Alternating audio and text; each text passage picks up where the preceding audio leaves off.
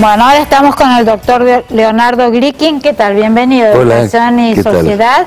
Vos sos el presidente de CAP Consultores, que te dedicás sobre todo a la empresa familiar y a la empresa pyme, a hacerla crecer, ¿no? La pyme familiar o la pyme no familiar, porque toda empresa no familiar que no planifica se convierte en empresa familiar de la peor manera, que es cuando se muere el dueño, vienen los hijos que no están preparados. Correcto, o sea, vos estás marcando una gran diferencia entre heredero y sucesor, digamos, claro. Que el hecho de ser heredero forzoso, porque acá la ley no te permite desheredar a tus hijos, no hace que vos estés capacitado para continuar la empresa. Absolutamente. Es correcto. Son lo que dos estoy conceptos diciendo. Distintos, tal cual. ¿Y la universidad realmente te capacita para el tema de gestión?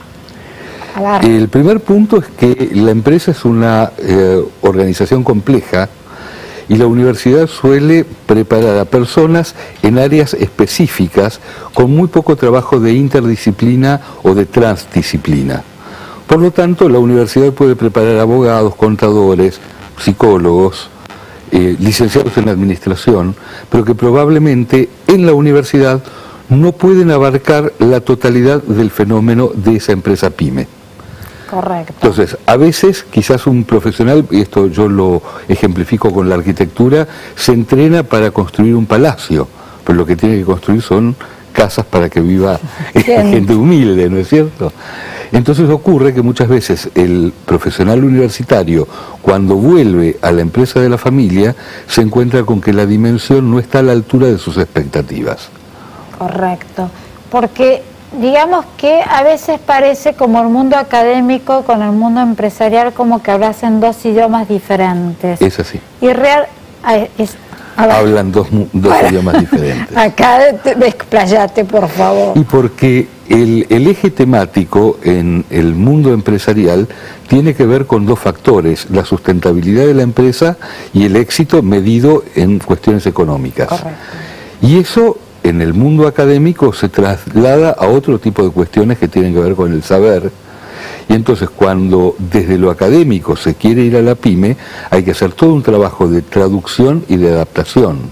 No todo lo que se estudia en la universidad es aplicable a la empresa. Y hay cosas que no se estudian en la universidad y que la empresa necesita. Que eso es lo que vos haces, o sea, digamos, vos sos consultor de empresas pymes y de empresas pymes familiares. Exactamente. ¿Que son muy diferentes a una pyme común? Son muy diferentes, porque en una pyme común, si el gerente no funciona, es muy probable que se lo cambie. En la pyme familiar eso puede desencadenar un conflicto entre los miembros de la familia.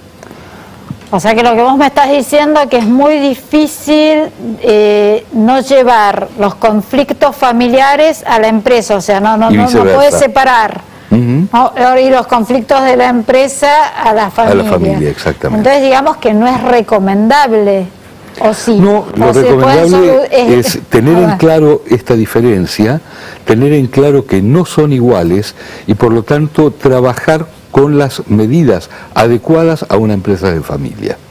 Cuando queremos que una empresa de familia funcione como si la familia no existiera, lo que estamos generando es sufrimiento a los integrantes de la familia. Cuando nos olvidamos de que es importantísimo que la empresa sea exitosa, de pronto convertimos a esa empresa en una extensión de la familia y entonces se hace absolutamente ineficiente. Ahora te pregunto, o sea, empresas familiares en este país son la mayoría, no solo pymes, hay empresas grandes, creo que mundialmente, o sea, inclusive creo que Santander Río es una empresa familiar muy grande, multinacional y de las más exitosas, bueno, Techin mismo, si no me equivoco.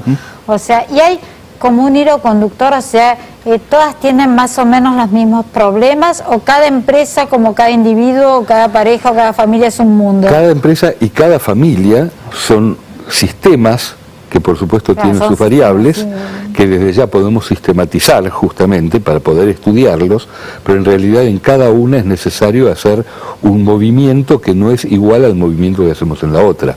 O sea, son únicas, digamos. En algún sentido son únicas. Pero también hay problemas que atraviesan a todas, de chicas, medianas y grandes, y multinacionales, pymes, también eso pasa. Efectivamente. Lo que pasa es que hay determinado tipo de realidades de las multinacionales o de las empresas profesionalizadas que no son aplicables de la misma manera en las pymes en general y menos en las empresas de familia. Claro, eso aunque no sean familiares, digamos, o sea.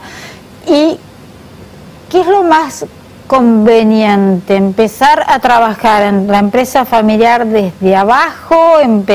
Porque en general, o sea, si es una empresa exitosa, van a las mejores universidades, inclusive hay muchos que tienen posgrados hechos afuera, y después caen en la empresa, pero no desde cero, no sé si es claro. Claro, pero el problema no es que no caigan desde cero, sino con qué expectativas caen.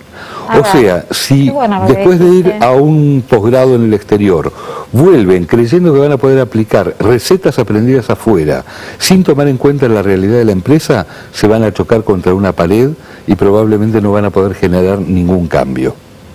Entonces, el primer punto es aprovechar todo lo que hayan aprendido para aplicarlo en la empresa real, sabiendo que esa empresa real, en la mayor parte de los casos, no es equivalente a los casos de estudio aprendidos en la universidad. O sea, que lo que vos me estás diciendo es que primero tengo que conocer bien mi empresa y tener un buen diagnóstico de mi empresa para poder saber qué de lo que yo aprendí, tanto en el exterior como en la universidad o donde sea, puedo aplicar. Y tener la humildad de aplicar en la empresa lo que la empresa necesita y no todo lo que yo sé.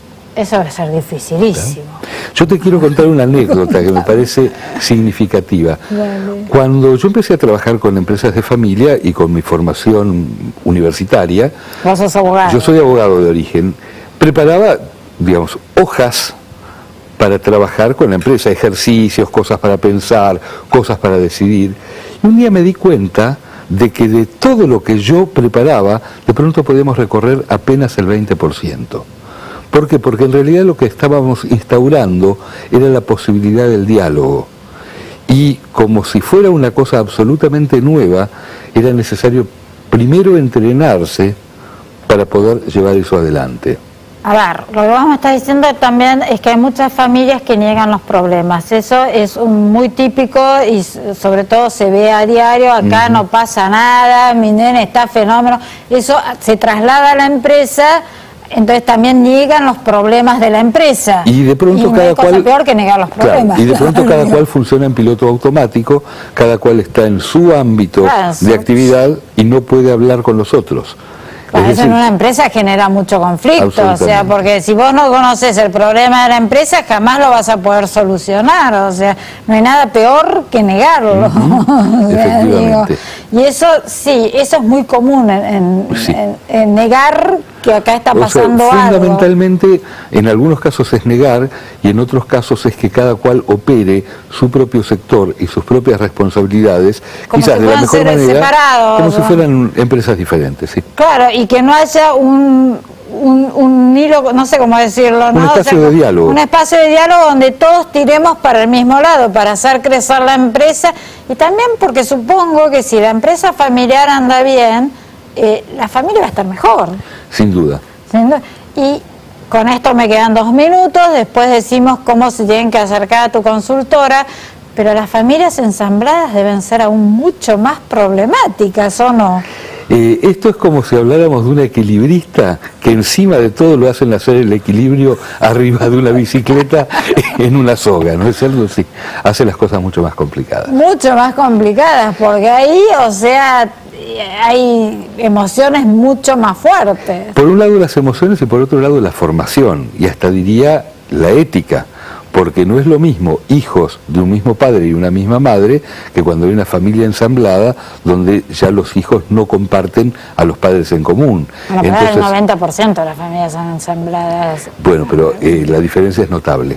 O sea, justamente uno de mis libros es Los hermanos en la empresa de familia, y es notable la diferencia entre los hermanos que han compartido una crianza en común, con padres, con valores compartidos, que cuando empiezan a aparecer otras personas. Entonces la realidad de ellos, los valores en juego, la forma de ver la realidad pasan a ser diferentes. No es ni bueno ni malo, simplemente hay que entender que es diferente. No, pero debe ser mucho más complicado, sí. O sea, sumamente más complicado. Bueno, ¿cómo se acercan? www.caps.org de organización.ar. No, les recomiendo porque tiene una web que la verdad que es una maravilla, clara, precisa, concisa, o sea, que si trabajas así, un lujo. Placer haberte tenido en el programa, realmente. Igualmente, muchas gracias. Ustedes no se vayan que el programa sigue.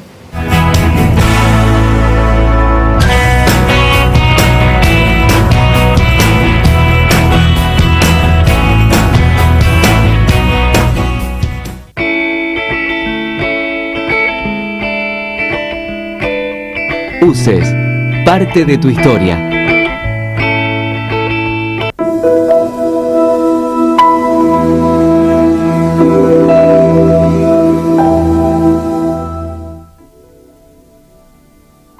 Aprender es mucho más que estudiar. Universidad Abierta Interamericana. www.uay.edu.ar. El futuro sos vos.